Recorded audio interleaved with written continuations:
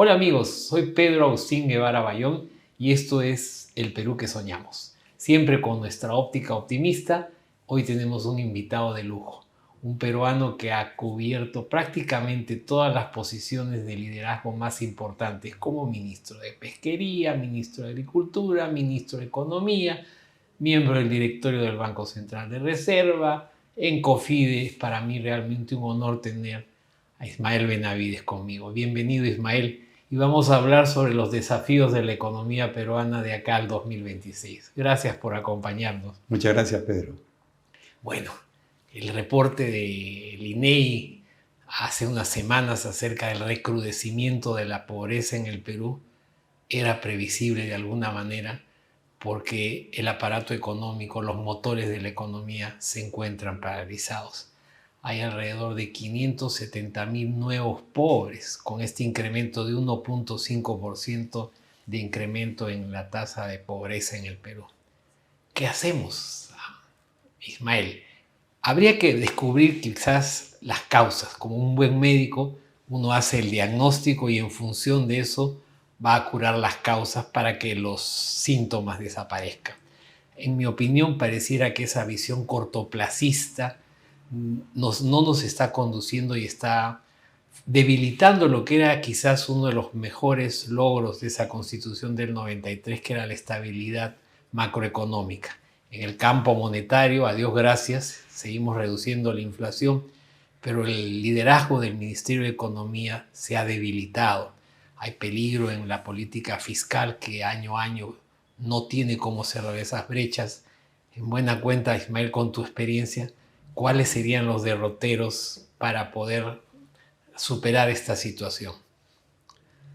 Mira, es una pregunta compleja porque esto tiene sus raíces, como hemos conversado, desde la época de Ollantaytamala, Claro. que se empezó a inflar el gasto público, se invirtieron en elefantes blancos que son pesos muertos en la economía, como Talara, como el gasoducto del sur, como el famoso satélite, la red dorsal, y se infló el gasto público. Tú sabes que el gasto público es 3 veces menos eficiente que el gasto privado.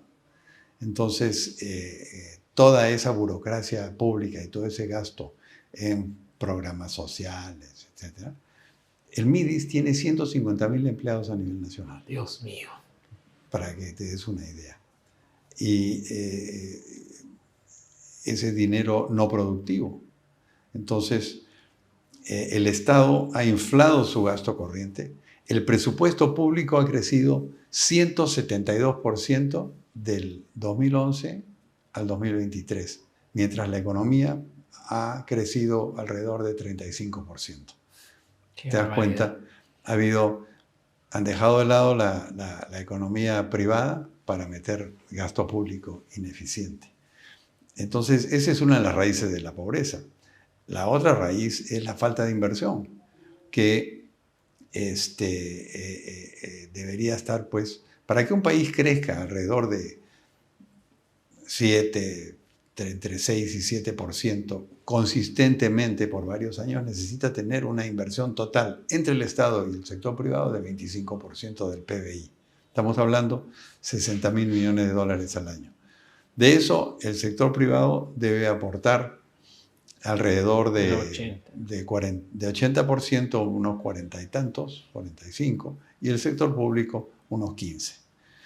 Pero como se han creado las condiciones para desconfianza, por los gobiernos, no por los empresarios. Claro. Desde Humala no se aprueban grandes proyectos de inversión. Los grandes proyectos mineros, todos se aprobaron en la época de García.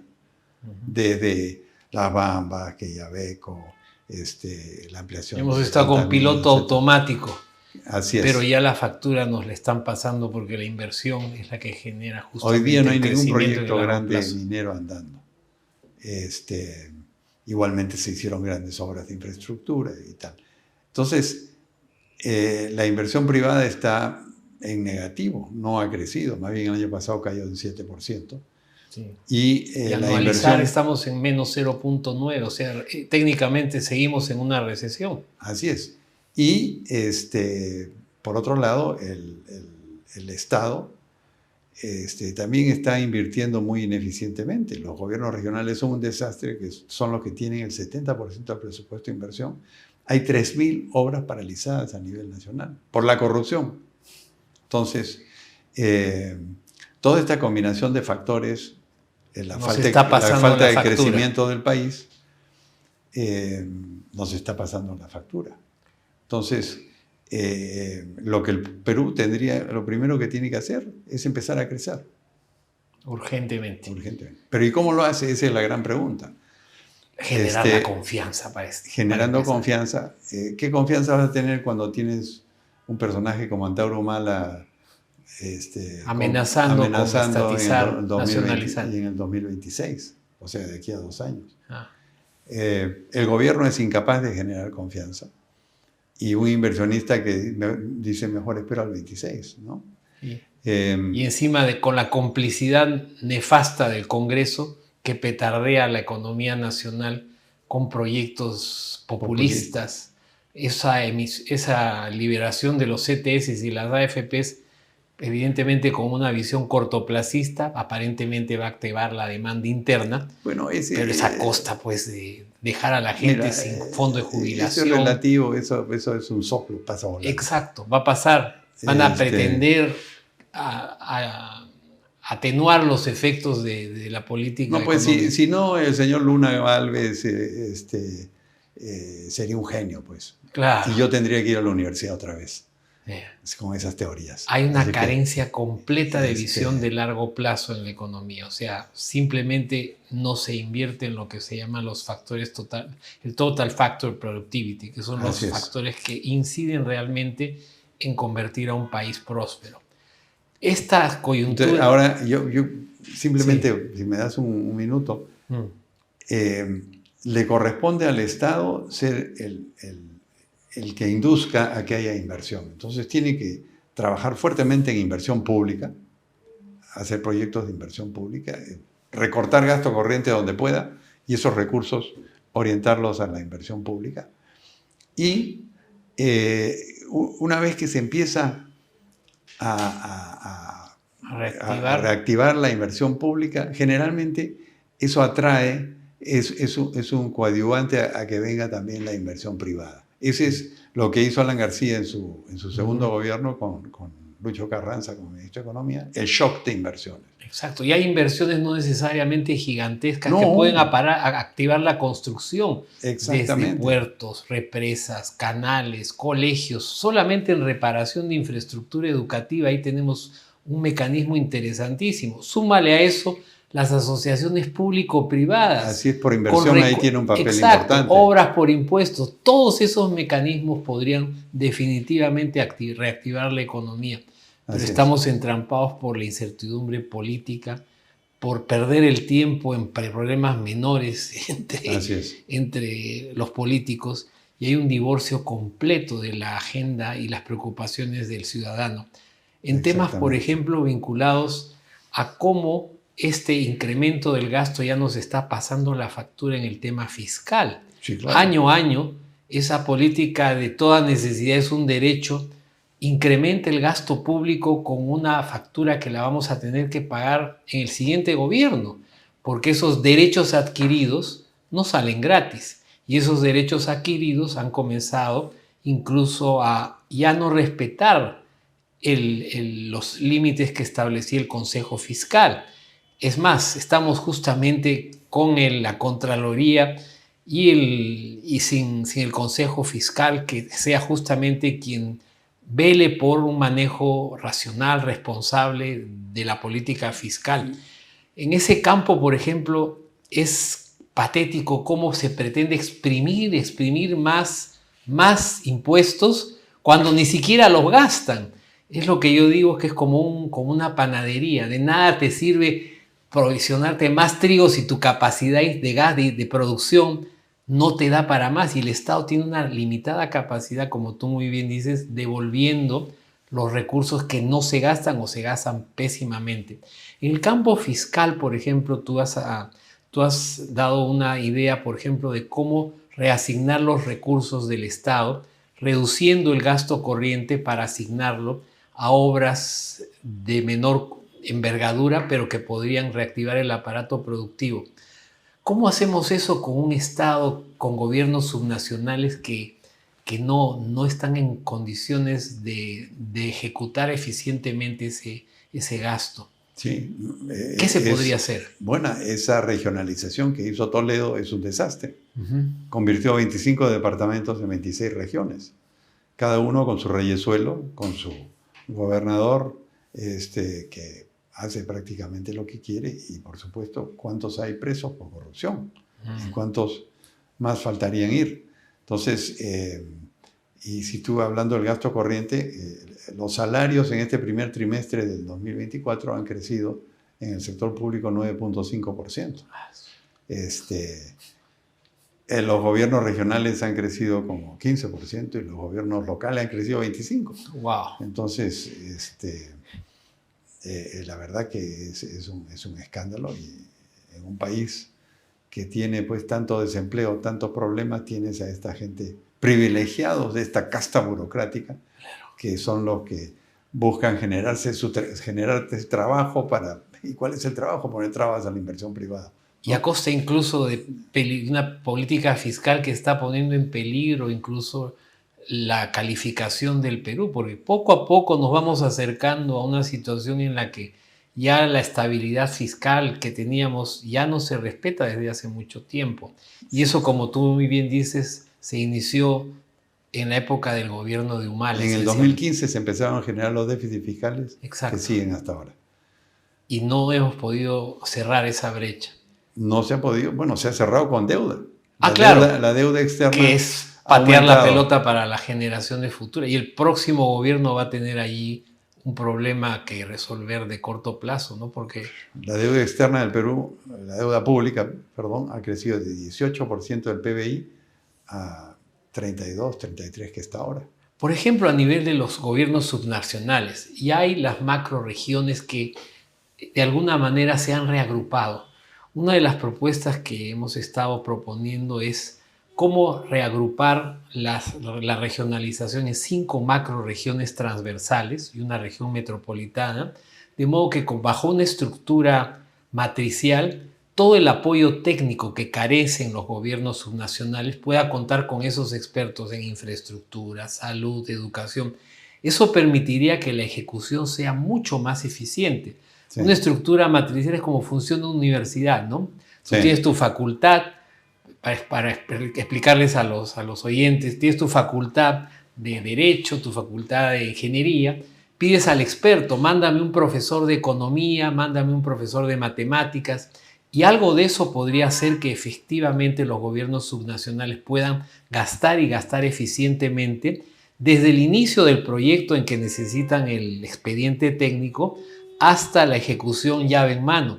Y eso es algo que desarrolló Fujimori con su llamado núcleo ejecutor. Claro. Porque si hay algo que reconocerle con sus virtudes y defectos a Fujimori, es que muchísimos de los colegios y la infraestructura que se pudo desarrollar en su gobierno fue por ese llamado núcleo ejecutor. Sí, que yo los he visto funcionar también, los revivieron en el segundo gobierno de Alan y funcionaban. Eso podría ser una alternativa interesante, como tú dices, para reactivar la economía en el corto plazo, no con grandes obras, sino como un mecanismo en el que el gobierno puede tomar un rol más activo, complementando el papel de las asociaciones público-privadas, que lamentablemente se desprestigiaron por la corrupción, pero la evidencia en muchas partes del mundo demuestra que es uno de los mecanismos más eficaces para, por ejemplo, desarrollar proyectos de infraestructura. Súmale a eso lo de obras por impuestos y tenemos mecanismos que en el corto plazo podrían reactivar la economía y el aparato productivo. Por ejemplo, en la construcción, que es una señal de generación de empleo de una manera y que rápida. Tiene un efecto multiplicador en otros sectores, Exacto. En el sector industrial, el sector transporte, el sector...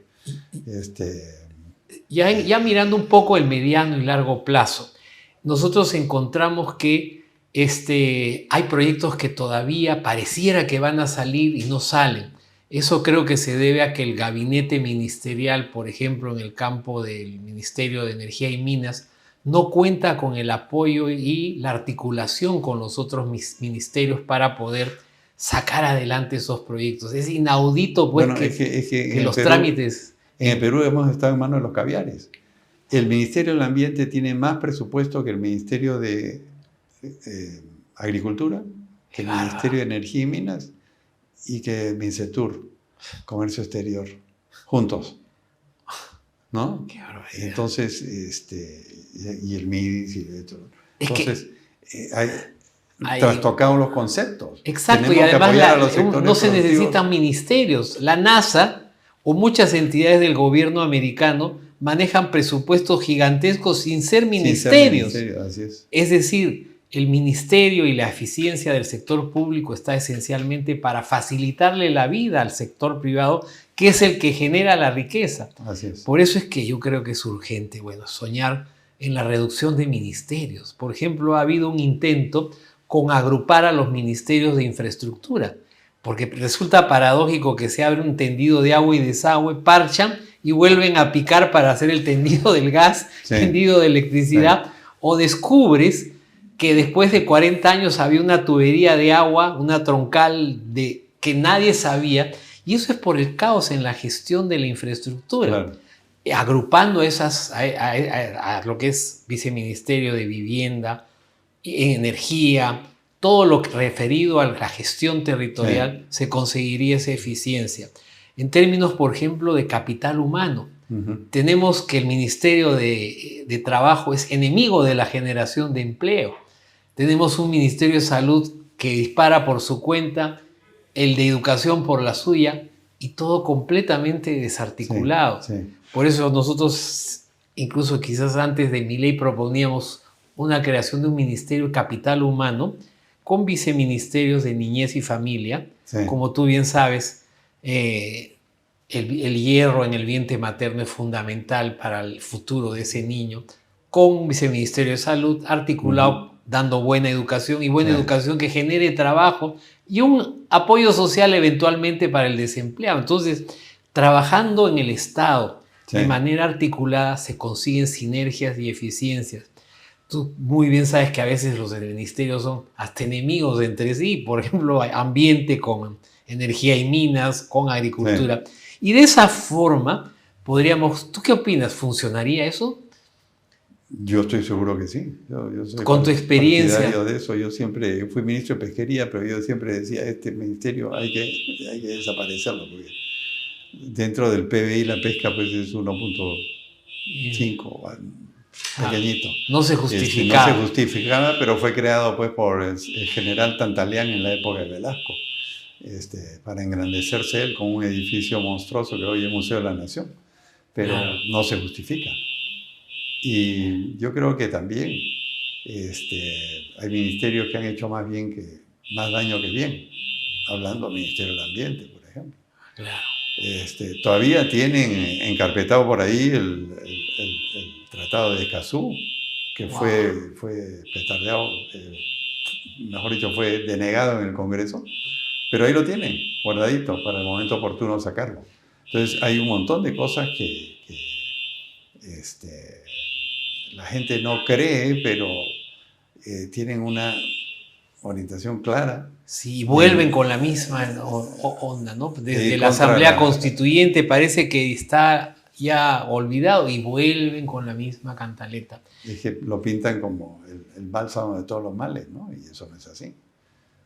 Entonces, yo creo que también hay una falta de educación de la población. Pues, por eso tú tienes personajes como Antauro Humala que se pasea diciendo que hay que crear una religión del Tahuantinsuyo, Yo creo que es el hastío buscar lo distinto, sea lo que sea, con tal de que no sea algo vinculado a los partidos que llaman tradiciones. Y lamentablemente hay que limpiar la corrupción. No puede ser que la Contraloría ha incrementado su presupuesto de una forma inédita y los incentivos son perversos. Y el Contralor sale a decir, no, hay 24.000 millones de soles de corrupción. ¿Qué es esto? ¿Para qué le da más plata? Claro, ¿no? y se ha convertido en un instrumento punitivo donde se generan incentivos para bloquear al empleado público. El empleado público no puede tomar decisiones por miedo a que le inicien una acción penal. Así Es más, los incentivos para muchos funcionarios, tengo entendido, tienes que buscar problema, Sí. pero no tengo, ya no hay problema. No tienes que buscar, porque si no hay efectos punitivos, tú no estás cumpliendo con los resultados. O sea, los incentivos son para hacerle la vida imposible al empleado público, Claro. responsable, honesto, y también fastidiar al sector privado, porque esto tiene su efecto ahuyentando la inversión justamente con la generación de estos mecanismos de corrupción. Pero la Contraloría también gasta mucho de su tiempo fijándose del cumplimiento de los procedimientos. En el sector público hay tantos procedimientos que siempre vas a encontrar que hay uno que falta, qué sé yo, pero no necesariamente corrupción. Claro. También tienen que perseguir los indicios de corrupción. Claro, con una medida proactiva. Perseguir eso que dejaron 3.000 obras paradas, ese tipo de cosas. Hay experiencias interesantísimas en Colombia donde la inteligencia artificial Eso hay que tiene usarlo. un efecto proactivo, previsor de la corrupción. Así es. Y a través de estos mecanismos, incluso en Europa, en países donde la digitalización y el uso de estas herramientas ha permitido que efectivamente la Contraloría sea mucho más efectiva en el acompañamiento, no ya cuando se ha producido el delito, sino cuando está por producirse. Es más, la introducción de las herramientas de la transformación digital, entre otros el blockchain, son extraordinarios en la potencia que podrían permitir para realizar una reforma tributaria. Hace un par de meses conversábamos con Jorge Vaca Campodónico y coincidimos en cómo, por ejemplo, hacer una reforma tributaria apoyándose en el blockchain. El blockchain, tú sabes, es un mecanismo que permite la trazabilidad y la transparencia en todos los procesos, no solamente tributarios, sino en ámbitos del seguimiento legal, como herramienta, por ejemplo, para la reforma del Poder Judicial. Pero en el campo específico de las reformas tributarias, existen ya investigaciones y proyectos piloto que demuestran que a través del blockchain se podría garantizar, por ejemplo, la cobertura mucho mayor de la base tributaria, porque las transacciones automáticamente se podrían producir, por ejemplo, con un 1% destinado a la cobertura de salud o la contribución a tu AFP. En ese sentido, creo que el recurso de las tecnologías como el blockchain, la inteligencia artificial, el Big Data son herramientas que pueden jugar un papel importantísimo en el Estado peruano. Y claro, pero hoy día tenemos el Estado peruano que la gente escribe en una computadora y después lo imprime, y después tiene un cerro. Ah, sí. ¿No? Y después se acaba el tóner. Entonces... Exacto.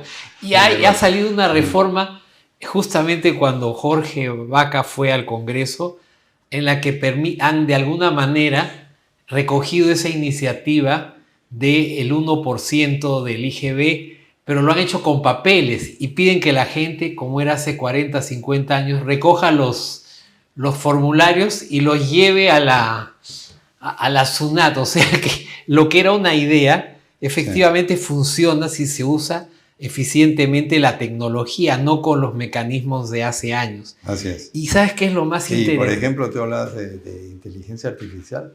Oye, las licitaciones se pueden hacer con inteligencia artificial. Tú le das a la computadora la base de la licitación, cuáles son los algoritmos para decidir quién gana. Exacto.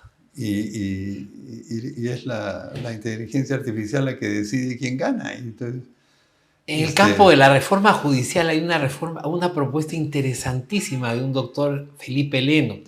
Lo que él está planteando es un observatorio que tenga la inteligencia artificial como para hacer la adecuada correspondencia entre la jurisprudencia, porque tú sabes que en el Perú los casos que siguen prácticamente siendo exactos tienen diferentes resultados, claro. Y eso con la inteligencia artificial sería un mecanismo. Inmediatamente. Lo detectas inmediatamente. Claro que sería menos chamba para los abogados, pero te imaginas la velocidad con que se resolverían los casos. Y lo más interesante que esto, y yo recurro y abusando de tu experiencia en el sector privado, ¿Es realmente factible implementar este tipo de medidas en un país donde la gente dice, no, nosotros somos distintos? No. ¿No es cierto? Somos seres humanos todos. Exacto. No, por supuesto. Y hay que aprender el pellejo ajeno. Mira cómo el éxito que ha tenido el teléfono, el teléfono celular. Y hoy día se hacen millones de transacciones el impacto del financieras y del Yape es extraordinario en la economía. Oye, en el 2015 habían 200 millones de transacciones, de transferencias entre bancos. Hoy día hay 4.500. Imagínate en 9 años dónde se ha ido. Y el gran crecimiento se ha dado por el Yape y el Plin. Exacto. El Yape tiene 15 millones de usuarios, el Plin es un poco más chico, pero ¿te imaginas? Es extraordinario. La base de información que tienes y con el Yape y con el Plin. El incremento en la productividad es descomunal. Desde gigante. Pagar un taxi era, hoy no tengo vuelto, tenías que ir con el taxista de kiosco en kiosco, me puedes cambiar, ahora unos segundos. Esa es la clave. Mira, yo salí del Perú. Y hay un ahorro enorme en la impresión de billetes. Uf, bárbaro. Sí. Justo hay papers que demuestran que el uso de la tecnología, el blockchain, inteligencia artificial, Bitcoin, todo ese tipo de mecanismos son perfectamente transferibles. Así es. Yo soy un hincha fanático de los tigres asiáticos y ahí es extraordinario cómo pudieron manejar el COVID. Primero porque ellos gastan alrededor del 5% del PBI en salud. Los americanos están por encima del 18% del PBI. Y la atención en cualquier consultorio público, privado en Taiwán es superior a la de Estados Unidos. Yo he vivido muchos años ahí. Pero ¿qué es lo que hacen? Utilizan la tecnología. Claro. Te bajan tu historia clínica desde cualquier consultorio público o privado. Cruzan eso con la información migratoria y te llegaba al celular, señor, usted ha estado en tal ruta con el mayor foco del COVID, véngase a hacer la prueba. Le hacían la prueba, usted tiene COVID, tiene que quedarse en su casa. Y le llevaban la lonchera a su casa. Mira cómo es de efectivo el uso de la tecnología. Yo creo que esa es una herramienta poderosísima para la reforma del Poder Judicial, para una reforma tributaria, para una reforma pensionaria, porque tú a través de la trazabilidad de esas transacciones puedes ir cotizando automáticamente a tu AFP, tu sistema de cobertura de salud. Inmediatamente puedes recaudar todos esos recursos que te van a garantizar tener cobertura de salud, tener una pensión. En lo que se refiere a los proyectos grandes que tiene el Perú, ¿cómo es que nosotros podríamos generar esa confianza para que se destraben de una vez por todo Tía María, Conga, esos proyectos mineros que están ahí en cartera esperando? ¿Qué crees que podría hacer Dina? Si Dina te escuchara, señor Ismael Benítez, usted tiene una amplísima experiencia. A ver, dígame, ¿qué puedo hacer? Mira, yo creo que, hablando de proyectos mineros específicamente, yo creo que Rómulo Mucho y Juan Carlos Castro, que es el ministro del Ambiente, están trabajando juntos para tratar de simplificar todos los pasos, pero tenemos una mochila grande. Pues. Nos clavaron la consulta previa, nos clavaron la socialización de los proyectos con las comunidades, la ley de cuencas, que no sirve para nada. En fin, es una farsa, ¿no? Una farsa hasta científicamente demostrado que el manejo en la altitud de las cuencas no tiene ningún impacto en la minería. Pero hoy día pues ya las comunidades se han avispado y ya no les importa la consulta previa. Se han dado cuenta que es una defensa. Le dicen a la minera, dame plata, ¿no? Entonces ya se ha vuelto una negociación y bueno, y van resolviendo las cosas. Pero lo que pasa es que si tú vas a invertir 1.000, 2.000 o 3.000 millones de dólares, tienes que mirar el horizonte. Claro. Y si hay alguien que te está diciendo que va a estatizarte, evidentemente todo lo que haga Dina no sirve, ¿no? Entonces, Esa es una gran preocupación Esa es en la una de las... minería. Pero también hay otros proyectos que tienen que destrabarse. Por ejemplo, Chavimochic 3, que han hecho un trato con el gobierno de Canadá para hacerlo gobierno a gobierno, pero ¿Saldrá Majes-Ciguas 2? todavía. Majes-Ciguas 2 ha sido... Yo fui el que concesioné en el 2010 Majes-Ciguas 2. Y primero se pelearon con los cusqueños por el agua, que terminó en el Tribunal Constitucional, y después los arequipeños no se ponen de acuerdo, porque hay unos que dicen, no, eso hay que repartirlo en el pueblo por 5 hectáreas, cuando la agricultura moderna necesita escala, mínimo 250 hectáreas. Y además, si quiere sacarle precio, que el Estado recupere su inversión. Es demagogia pura pretender que... Majes fue un desastre, ¿no? Por la demagogia. Por la demagogia, lo regalaron en lotecitos pequeños y que hoy día son huertos de la gente pudiente de Arequipa. Entonces, la verdad que falta de claridad mental, pues, ¿no?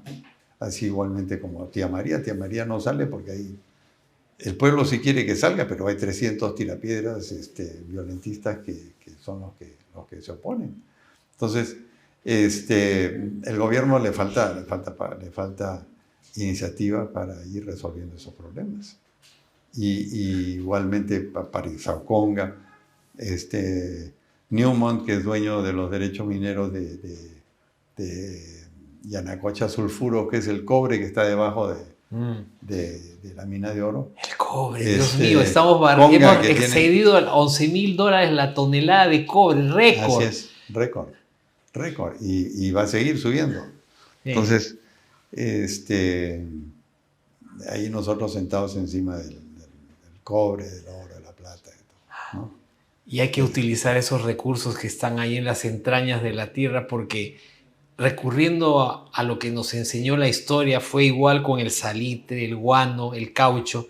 Se pasó de moda porque una nueva tecnología... Pero además lo que tenemos que hacer, sí, es esos recursos excedentes que va a tener el Estado por los ingresos fiscales, los ingresos mineros, etcétera, tienen que guardarse en un fondo de reserva para las épocas difíciles, y para hacer infraestructura, porque si no se va al agua. Seguimos en el mismo problema. Los 12 pilares de la competitividad: instituciones, infraestructura, tecnologías de información y comunicaciones, estabilidad macroeconómica, sí, que le hemos tenido, salud, educación, el tamaño de los mercados. Esos son los factores claves que inciden en el largo plazo. Ahora, cuando tú haces mención a este entrampamiento que existe en los grandes proyectos, ¿crees tú que un gobierno con un gabinete renovado podría quizás generar esa estabilidad y esa articulación entre los ministerios? Mira, podría. Es una situación difícil. Porque para que un gobierno sea exitoso, tiene que empezar con la cabeza. La cabeza tiene que estar muy compenetrada con lo que se va a hacer, con ideas muy claras y con el equipo que lo va a ejecutar. Entonces ahí empieza con la cabeza. Después, en el Consejo de Ministros tiene que tener un grupo de ministros que te apoye. Por decir, si eres ministro de Economía o primer ministro, con las ideas claras de lo que hay que hacer, tienes que tener un grupo de ministros que te apoye, que estén en la misma línea. Porque por ahí pues hay no, se para un ministro, no, porque... claro, y lamentablemente dentro del aparato estatal se tiran cabe, incluso dentro de un mismo ministerio, ¿no? Yo lo pude constatar, por ejemplo, cuando gente del mismo gobierno son los que socavan parte de los proyectos, porque son gente que no comulga con la idea de que el sector privado es el que genera la riqueza, sino que el Estado y lo que tú llamas los caviares, lamentablemente han invadido el aparato estatal, sí, y tienen injerencia que va incluso en contra de los objetivos de un ministro, ¿no? Ese aparato estatal, ¿qué debería hacerse con el aparato de cada dependencia del Poder Ejecutivo para que pueda echar a andar la maquinaria del Estado? Bueno, como te digo, tiene que haber un grupo de ministros que sean los que den soporte. Generalmente el líder es el primer ministro, el ministro de Economía, y por supuesto el presidente. Y que en conjunto soporten la dirección en que va a ir se estima que alrededor de 3.000 funcionarios de alto nivel podrían de alguna manera echar a andar el aparato estatal. ¿Tú qué opinas al respecto? Posiblemente, sí, pero regreso. Sí, a dónde van a ir? A la cabeza, y en qué dirección van a ir. Claro, la dirección tiene que establecerla el ministro, el primer ministro y el presidente o la presidenta. Esta señora ha dicho que no va a privatizar Petroperú, entonces faltan como 3-4 mil millones de dólares o más. Y volverá la cantaleta de volver a darle... Oye, Alan García se opuso a que a la modernización de la refinería de Talara, que en el año 2011 costaba 1.300 millones de dólares. Entonces, y él se oponía porque era un gasto excesivo. Repsol lo ha hecho por 800. Sí. Entonces, pero aquí no se opone la presidenta, pero dice no, que siga la fiesta. Entonces, esos son los problemas. Bueno, lo que tú mencionaste también es súper interesante, esas épocas en las que hay guardar pan para mayo. La experiencia, por ejemplo, en Noruega es interesantísima. Sí. Tiene inversiones justamente con el surgimiento de este recurso petrolero.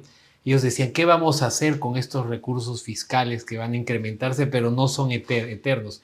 Y ellos tienen inversiones y es el fondo soberano más grande del mundo. Así es. Un noruego nace con pan bajo el brazo con $250,000 cuando nace. Así es. Y ese fondo se ha reproducido de manera exponencial en inversiones en Google, Tesla, Apple. Son dueños hasta de centros comerciales en el centro de Londres y es una manera responsable de justamente gastar pan para mayo, como sucedió con el gobierno de Carranza, con el ministro Carranza. Y yo dejé 7.500 millones de dólares en el Fondo de Estabilización Fiscal. ¿Verdad? Pero ahí se lo farrearon todos los que siguieron.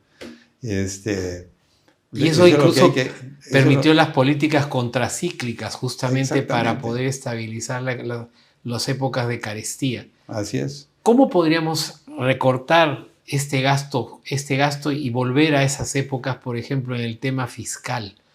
¿Tú crees que compartes la idea de que una menor tasa impositiva podría quizás incrementar incluso la recaudación? Lo que llamamos a la ley de la curva de Laffer. Yo la llevé a cabo. Claro. Mucha gente se olvida, pero yo bajé el IGB de 19 a 18. ¡Wow! Y ¿verdad? Es cierto. Quería bajarlo aún más, pero bajé de 19 a 18 y la recaudación creció 26%. La típica de la curva de Laffer. Entonces, y también bajé el ITF. Quise eliminar el ITF, pero no, la SUNAT, que por ahí le seguimos la pista a los narcos. No sirve para nada el ITF. Debieron haberlo eliminado. Y hablando de la SUNAT, ¿qué harías con la SUNAT? Porque la maldita SUNAT, o sea, la maldita SUNAT cobra, reclama y después vamos a ver si te devolvemos cuando yo creo que eso tiene que... Ahí hay que incorporar toda la tecnología moderna, la inteligencia artificial, etcétera, etcétera, y mejorar su operatividad, y para eso tiene que cambiarle el chip a la gente, ¿no? Sí. Y ¿sabes cuándo es el IGB en Taiwán? 5%. Claro. No existe informalidad. Yo implementé el IGB en el gobierno de Belaúnde, era 14. Y a 14 era altísimo. Fíjate tú. ¿A cuánto crees tú que podría reducirse progresivamente, no? 15, fácil. Sí, ¿no? Sí. Y lo otro es, evidentemente, hay que revisar el impuesto a la renta, porque nosotros tenemos para los mineros, por ejemplo, un impuestos a las ganancias, a la renta, mucho más altos que Chile, porque tenemos el impuesto a la renta, tenemos las regalías, tenemos el impuesto especial a la minería, entonces tenemos una serie... Va sumando y eso es una carga... 50%. Wow. Y por supuesto, deja de ser atractivo, pues, ¿no? Y hoy con los precios que hay del cobre, hay minas que antes no eran económicamente viables. Ahora sí son con estos precios. Claro, 11.000. Entonces están apareciendo depósitos de cobre en todo el mundo. Y el Perú nos quedamos ¿no? Es increíble, increíble. Entonces, con estos precios se debería crear un fondo especial para... Un fondo soberano de inversión, como tienen los países árabes, sí, Noruega sí, y otros. así es. Eso nos permitiría también mejorar la calificación crediticia, porque muchos peruanos dicen de a pie, ¿y a mí qué me importa la calificación crediticia? No entienden que automáticamente baja esa calificación y los activos del Perú, del dueño de una fábrica, de un taller, bajan, se pierden. No solamente eso, sino suben las tasas de interés. Y al cobrarte mayor tasa. Y para los privados. Claro. ¿No? Entonces, tiene un efecto en cadena. Y también va en contra de la inversión extranjera, porque mayor riesgo. Así es, hay muchos fondos de inversión, pensionarios, por ejemplo, el Teachers Fund en Estados Unidos, el de Canadá, etcétera, invierten siempre un poquito de eso, manejan trillones de dólares, pero invierten un poco en sus activos en Perú, en Chile, esto y lo otro. Mientras seamos grado de inversión, vamos a tener esa fuente de fondos. Pero si no, se van a otro lado, porque no están regulados y no pueden invertir en países que no son grado de inversión. Entonces, por ejemplo, los bonos en soles del gobierno peruano, el 60% los tienen inversionistas extranjeros. Uy. ¿Y por qué? Porque tenemos grado de inversión. Claro. Sale eso inmediatamente. Así es. Hablando de fondos de inversión, esto está relacionado con las AFPs y el sistema pensionario. ¿Qué opinión tienes de esta propuesta que ha lanzado, que está en discusión justamente acerca del sistema pensionario? Yo creo que es nefasto pretender que todavía un sistema de reparto va a funcionar en el Perú. Eso es un engañamuchachos, porque la estructura demográfica ha cambiado. Hace años, efectivamente, en la base de la pirámide teníamos muchos más jóvenes y un sistema de reparto permitía sacar a los jóvenes que eran más para darle a los mayores. El sistema de reparto es un absurdo. Que existe ahora es un sistema piramidal. Exacto, y es un sistema absurdo. Está quebrado y los que entran le pagan las pensiones a los viejos. El día que eso pare, el Estado va a tener que poner. Y eso evidentemente va a ser una presión fiscal enorme que va a haber que cubrirla de alguna manera. Ese tipo de alternativas que apuntan, porque hay dos visiones, dicen, la gente debería tener la libertad de disponer de sus fondos.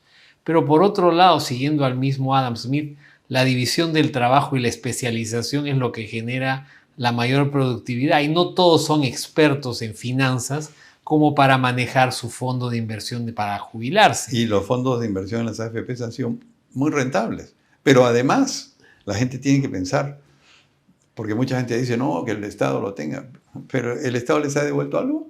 A nadie le ha devuelto nada. Se han robado olímpicamente. Los fondos privados le han dado, no solamente le han devuelto lo que han aportado, sino más todas las utilidades que han tenido. Además es una inversión a largo plazo, porque puede tener fluctuaciones, pero en el largo plazo te garantiza tener una jubilación. Tienen gente muy profesional manejando las inversiones de las AFPs. Ahora, con el uso de la tecnología yo creo que se pueden reducir los costos de cobro de las AFPs, bueno, pero sí, eso es para afinar el modelo. Ahí hay un tema de cobre comisiones que a mí me parece excesiva, si las AFPs no han hecho la tarea de relacionarse con la gente, con sus clientes. Yo creo que ahí les ha faltado. Claro. Porque sí, la gente le fastidia, no, oye, me están sacando 9%, 10% todos los meses y dándoselo a estos señores. Evidentemente les duele el bolsillo, pero hay que ganárselos, hay que explicarles. No, y entra con el blockchain. El blockchain puede entrar ahí perfectamente porque justamente al hacer más eficiente la administración te permite incluso hacer la trazabilidad y tú sin darte cuenta puedes incorporar masivamente al sector informal. Así como haces un uso de tu PLIN, de tu YAPE, el blockchain te permitiría hacer esa contribución tributaria, tu impuesto, la cobertura de tu jubilación e incluso pagar un porcentaje para tu cobertura de salud. Sí. Esa es una de las razones por las que estos tigres asiáticos han hecho que la tecnología esté al servicio del Estado para hacerlo súper eficiente, ¿no? Claro. Y yo creo que aprender en pellejo ajeno es mucho más fácil que estar sufriendo o tenerle temor al uso de la tecnología. Sí.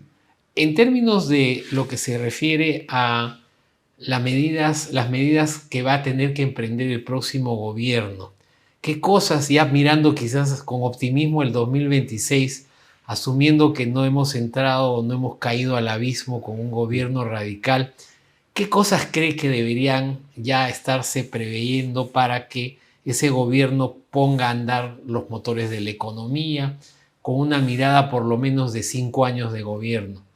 ¿Qué cosas crees que tú ya deberían ponerse, digamos, en la mira de un nuevo gobierno? Asumiendo que es un gobierno responsable, no, no un gobierno... Claro, claro. Mira, yo creo que lo primero que tiene que hacer es echar a andar la economía, que volvamos a tener crecimiento de 6-7%. Es la única forma que va a reducir pobreza eficientemente. Y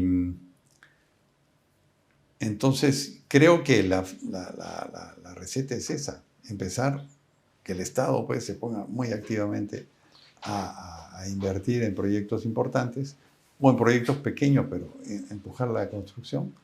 Y en el corto plazo, definitivamente corrupción, inseguridad y reactivar... No, eso tiene que ir de la mano, porque tú no puedes parar la economía esperando para arreglar la corrupción. La corrupción la vas arreglando en el camino. Claro. Y coincido contigo que inteligencia artificial, transparencia es muy importante. En la medida que transparenten los procesos, va a ser mucho más fácil rastrear la corrupción, ¿no? Y una vez que eches a andar la inversión pública, dar señales muy claras a la inversión privada de que estás apoyándolos, que apoyen los proyectos mineros, apoyen las asociaciones público-privadas, que se cambie la ley agraria, que el cambio que hizo Sagasti fue nefasto, y retomar ese crecimiento que nos ha dado muchas satisfacciones. Y aprovechar las circunstancias de los altos precios de los minerales que se van a mantener.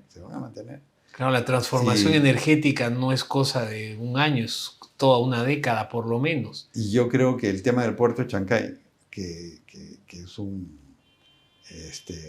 inversión importante, no solamente por el monto de la inversión, sino por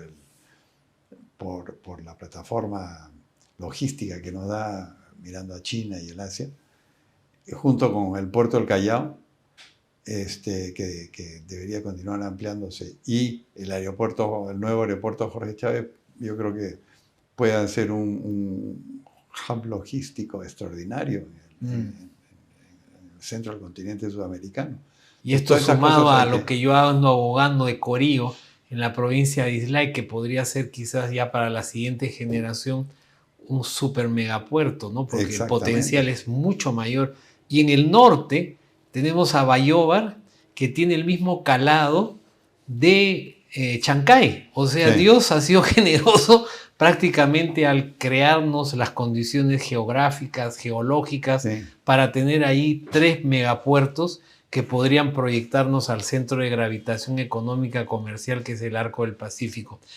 Y hablando del Arco del Pacífico, ¿qué crees tú que debería hacer el gobierno de acá a noviembre en que tenemos la reunión de la APEC? Yo creo que hay que aprovecharla. Hay que poner al Perú en vitrina para que nos vean bien. Yo creo que de afuera nos ven mejor de lo que nosotros nos vemos a nosotros mismos, ¿no? Y tenemos que aprovechar esas circunstancias para vender muy bien el Perú y transmitir no solamente la disponibilidad de todas estas depósitos minerales, todas las cosas que nos ha dotado la naturaleza, sino también estas posibilidades de ir creando pues un centro logístico enorme, de grandes dimensiones en el centro de América del Sur. Entonces, creo que es una gran oportunidad porque probablemente no tengamos una PEC por varios años. Entonces, cada 8 años. O más, porque hay más países miembros de APEC que 8. Entonces, sí. Hay como 20. Entonces, Creo que Perú ha tenido la habilidad y tenemos la infraestructura como para atender un APEC, pero tenemos que aprovecharlo para dar un volteretazo a la imagen del Perú. Por tu experiencia en los gabinetes ministeriales, ¿qué opinas sobre la posibilidad de darle un espacio de ministerio al Centro Nacional de Planeamiento Estratégico? Porque uno de los problemas que yo veo es que las políticas no son políticas de Estado, sino son políticas de gobierno. Y quien está en el gobierno no siempre piensa en el mediano y largo plazo, con excepciones como la política comercial, que afortunadamente hace una política de Estado que nos ha traído grandes beneficios y por eso hemos pasado de 600 millones a más de 65.000 millones de dólares en exportaciones. Pero la presencia, creo yo, de un ente como el CEPLAN permitiría que el gobierno, a pesar de ir resolviendo los problemas del corto plazo, tenga también en la óptica una preocupación por esos proyectos que no solamente duran un periodo de 5 años, ¿no? Mira, ahí me vas a disculpar, pero yo no creo en los CEPLANes, ni creo en el Instituto de Planificación que existió en la época de Belaúnde, de los militares y después de Belaúnde, etc. Terminan en entes burocráticos, en ser un trámite más en la ejecución de obras públicas, porque tú querías hacer una carretera. Crean el trámite, ya veo cómo. A pasar por el Instituto Nacional de Planificación. La burocracia naturalmente se crea esos trámites para darse poder. Claro. ¿No? Entonces. Es un arma de doble filo. Es un arma de doble filo. Entonces yo creo que sí debe haber una entidad que mire, porque Kennedy dijo, tenemos que llegar a la luna, y lo dijo. Pero eso lo dijo Kennedy, por eso los líderes tienen que los líderes y son no los que hubo tienen. necesidad de un ministerio de la NASA. Así es. Yo creo que deberías tener un grupo de gente que asesore al presidente y que además logre consensos para que haya una gran visión país, y esa se lo dan a los líderes de turno para que haya políticas de Estado que trasciendan los gobiernos. Pero que no se vuelva un ente burocrático, que es lo que... Ese es el gran riesgo. Se creó el Ministerio de Cultura, ¿qué hizo? Creó la ley de consultor previa, se volvió un ente burocrático. El CIRA, para construir un edificio, a ver si hay pedazos de huacos, y te lo paran por meses. Y la gestión territorial es desastrosa, porque tú vas a un catastro minero y ese mismo terreno, sí, puedes ir, vas al Ministerio de Cultura, no, es zona arqueológica, vas al Ministerio de Vivienda, no, puede ser vivienda. Total, ¿en qué quedamos? ¿Es compatible o no es compatible? Y yo creo que esa es una de las falencias del Estado, porque el Estado efectivamente tiene la responsabilidad de la seguridad, para algo le damos el monopolio y la fuerza, la justicia, pero algo que debería ocuparse es justamente el ordenamiento territorial, porque las vías son públicas. El crecimiento de las ciudades tiene que preverse, tiene que anticiparse. Entonces, yo creo que por ahí habría la justificación de un por lo menos viceministerio de gestión territorial que articule los esfuerzos de todos los que tienen gestión territorial como quieren los rojos. Que no, dicen hasta esta altura la industria, la agricultura, aquí la industria, y de aquí todo planificado para poner tropiezos al desarrollo de la inversión, ¿no? Claro. Esa cosa no puede ser. Por eso a mí me preocupa el crear instituciones estatales, porque que se convierten en engendros monstruosos. Sí, así es. Ya. Bueno, yo reduzco de 19 a 10 los ministerios. Fantástico, te apoyo. Pero voy a pensar seriamente lo que me has dicho del CEPLAN, porque uno de esos 10 era el CEPLAN, pero hay que tener cuidado en que no sea un monstruo, un engendro. Se volvió un monstruo burocrático lo que crearon los militares y le dejaron al gobierno de donde yo lo he vivido. Y el rol de los partidos. Lamentablemente los partidos que deberían tener los futbolistas de la cancha, porque nos quejamos de la política, pero no se puede ganar un partido de fútbol sin futbolistas. Podemos tener los mejores analistas, al mejor entrenador, pero los futbolistas en el campo de la política son los partidos políticos.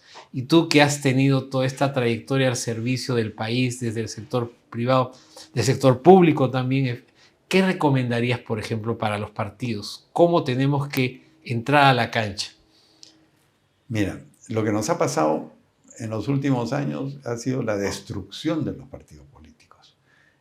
No solamente por la multiplicidad de partidos políticos que se ha creado con esta malhadada cambio constitucional y de ley electoral que hizo Vizcarra, con otras intenciones para cubrir sus trafacías, han destruido los partidos políticos. ¿Y qué ha ocurrido? Además,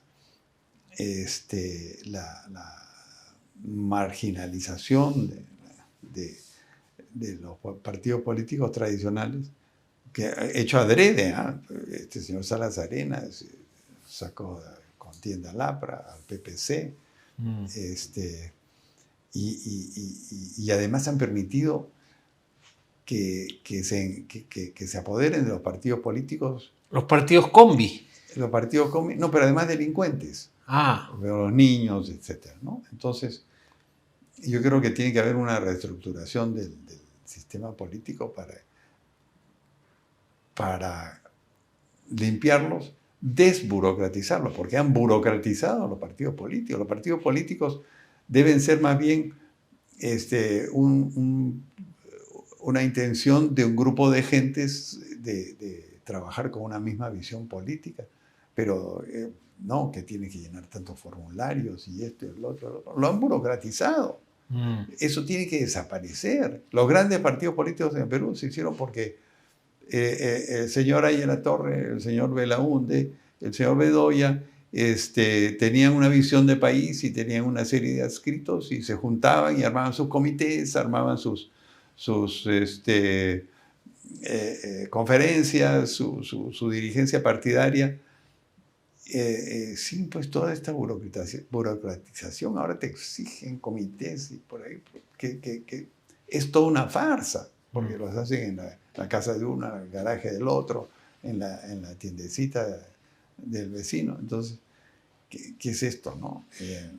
Entonces, tiene que simplificar, limpiar este asunto, que además se ha vuelto un negocio porque el Estado les da dinero y encima, cuando hay un proceso electoral, le piden plata a los candidatos a congresistas y venden las curules, venden los beneficios. Entonces, realmente es escandaloso y eso tiene que limpiarse. Yo estoy seguro que el día en que no hayan todos esos requisitos y surjan líderes naturales, los partidos políticos van a reforzarse.